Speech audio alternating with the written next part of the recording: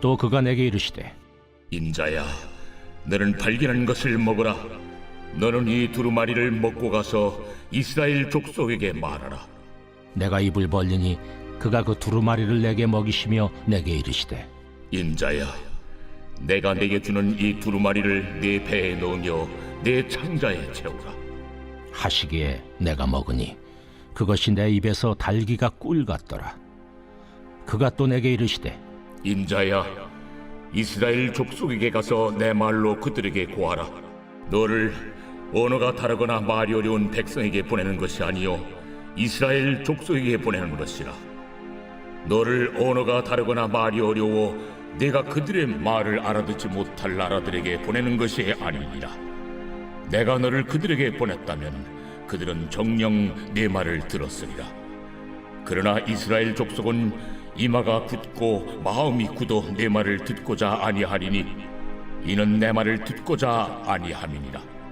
보라, 내가 그들의 얼굴을 마주보도록 내 얼굴을 굳게 하였고 그들의 이마를 마주보도록 내 이마를 굳게 하였으되 내 이마를 화석보다 굳은 금강석같이 하였으니 그들이 비록 반역하는 족속이라도 두려워하지 말며 그들의 얼굴을 무서워하지 말라. 인자야, 내가 내게 이를 모든 말을 너는 마음으로 받으며 귀로 듣고 사로잡힌 내 민족에게로 가서 그들이 듣든지 아니 듣든지 그들에게 고하여 이르기를 주 여호와의 말씀이 이러하시다 하라. 때에 주의 영이 나를 들어올리시는데 내가 내 뒤에서 크게 울리는 소리를 들으니 찬송할지어다. 여호와의 영광이 그의 처소로부터 나오는도다. 하니 이는 생물들의 날개가 서로 부딪히는 소리와 생물 곁에 바퀴 소리라. 크게 울리는 소리더라. 주의 영이 나를 들어올려 드리고 가시는데 내가 근심하고 분한 마음으로 가니 여호와의 권능이 힘있게 나를 감동시키시더라. 이에 내가 데라비베 이르러 그 사로잡힌 백성 곧 그발 강가에 거주하는 자들에게 나아가 그 중에서 두려워 떨며 7일을 지내니라. 오늘 본문의 내용을 보면요, 에스겔이 하나님의 명령대로 두루마기를 먹으니 꿀같이 달다고 합니다. 또 하나님은 이스라엘 족속이 이마 마음이 굳어 말씀을 듣지 않겠지만 그들을 두려워하지 말고 말씀을 전하라고 하십니다. 하나님의 권능이 에스겔을 감동시키고 에스겔은 포로로 끌려온 백성에게 나아가 두려워 떨며 7일간 거했다 하는 내용이 오늘 본문의 내용입니다. 오늘 이 본문을 통해서 우리가 좀 살펴볼 게 있어요. 하나님의 말씀을 먹고 감정을 넘어서 사명의 자리로 가야 한다는 부분들을 좀 함께 나누도록 하겠습니다. 오늘 에스겔이요, 이상한 환상을 하나 봅니다. 1절부터 3절에 보면 하나님이 두루마기를 먹으라고 합니다. 그래서 그걸 먹었더니 뱃속에 꿀같이 달았더라, 이렇게 이야기를 하죠. 이 환상 중에 두루마기는 무엇을 의미하느냐? 이때 당시 하나님의 말씀은 두루마기에 기록이 되어 있습니다. 그러니까 이 두루마기는 하나님의 말씀, 오늘날로 얘기하면 성경책과 같은 거죠. 그래서 그것을 먹었다는 것은요, 그냥 단지 그냥 들었다라는 정도만 생각하는 것이 아니라 그걸 뛰어넘는 거죠. 가슴에 새기고 삶에 스며들게 한다는 그런 의미가 있어요. 그래서 이 환상을 본 걸 만약에 그때 당시 사람들에게 이야기를 해줘요. 오늘날도 마찬가지지만 이야기를 해주면 이 사람은 마음 가운데, 말씀 가운데, 배 가운데 가득 하나님의 말씀이 가득 차 있구나 하는 거죠. 그래서 가득 찬 그 하나님의 말씀을 전하는 사람, 그러니까 사람들이 보기에는 당연히 이분이 하시는 이 말씀이 하나님의 말씀이구나 라고 하는 그런 신뢰를 갖게 되는 거죠.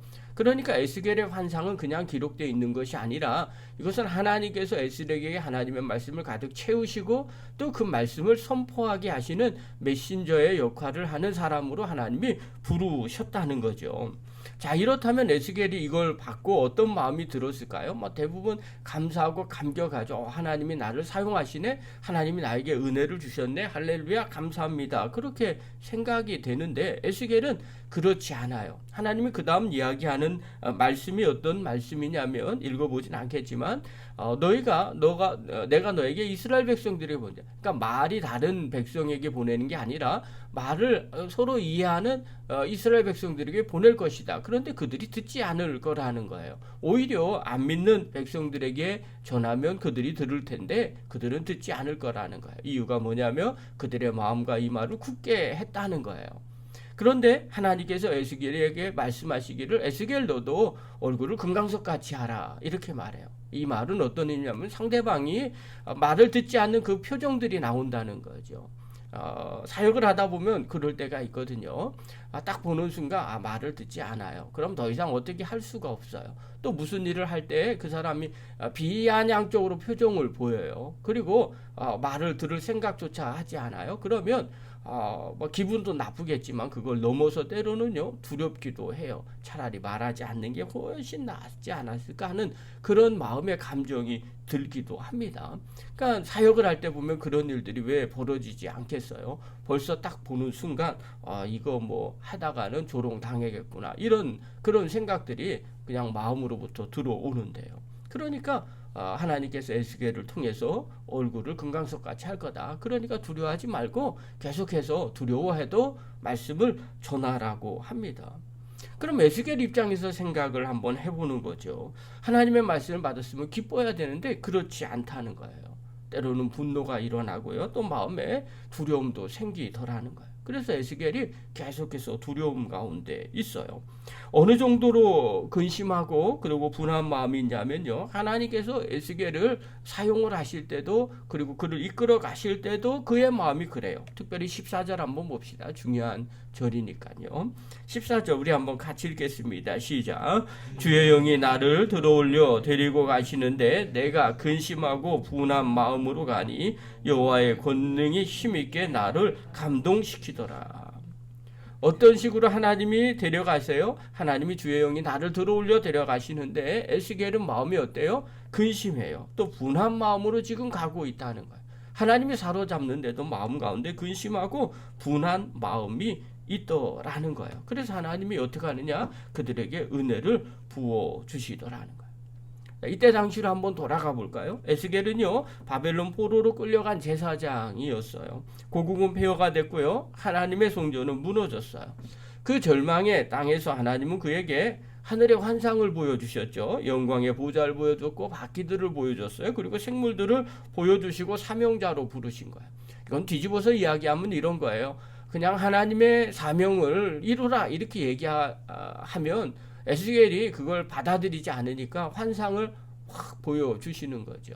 지난번 금요일날 간증 때 그런 이야기를 했죠. 조카한테 이야기를 했더니 하는 얘기가 바쁘신 하나님이 얼마나 믿지 못하고 그러면 직접 오셔서 말씀까지 하시겠느냐 이런 해석을 하는 것과 비슷한 거죠. 그런데 그들에게 그렇게 환상을 보여주시고 사명자로 불러주신 거예요. 그리고 그 환상은 단지 신비한 것이 아니었어요. 하나님의 영광이 성전을 떠나서 바벨론까지 임하신다는 거죠. 바벨론 포로에 있던 이들에게도 하나님의 영광이 임한다는 메시지였어요.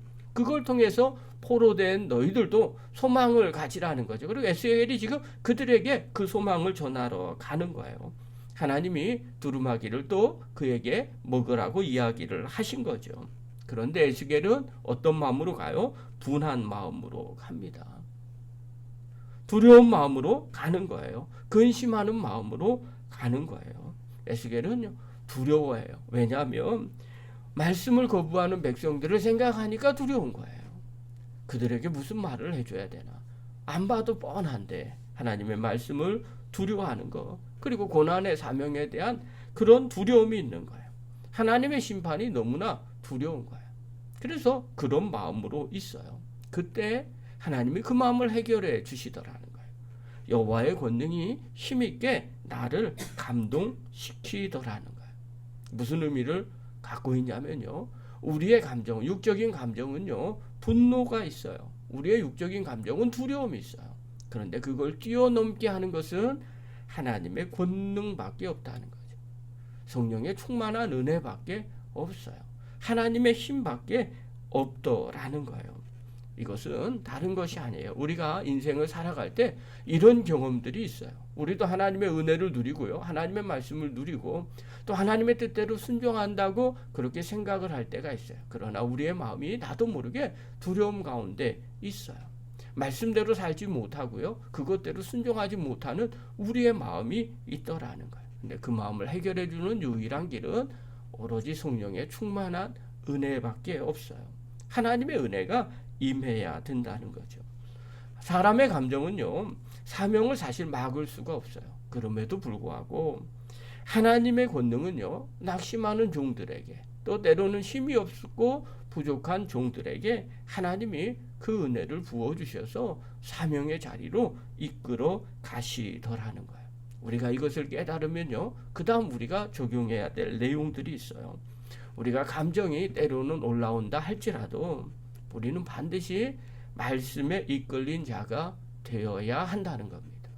그래야만 주님이 주시는 사명을 감당할 수 있게 됩니다. 성경에도 보면요, 사도 바울이 갈라디아 교인들에게 이야기를 해요. 갈라디아서 5장 16절에 보면 내가 이르노니 너희는 성령을 따라 행하라. 그리하면 육체의 욕심을 이루지 아니하리라.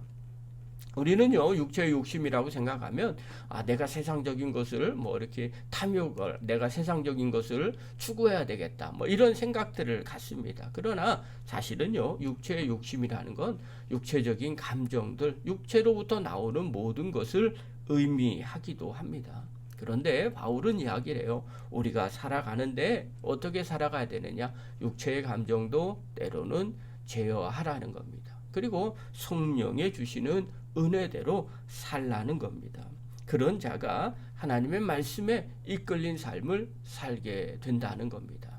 사랑하는 성도 여러분, 성도는요, 감정의 매인자가 아니라 말씀에 이끌린 자가 되어야 합니다. 그렇다면 오늘 우리는 어떻게 살아내야 할까요?